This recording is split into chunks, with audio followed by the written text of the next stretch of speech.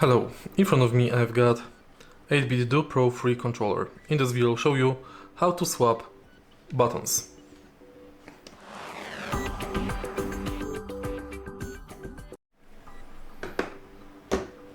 In the beginning, take a look at the bottom of your charging dock. Right here we've got key removal tool and spare keys. These are magnetics. In order to swap them, simply place the key removal tool at the top of the key and pull it. Now select new key and place it in its place.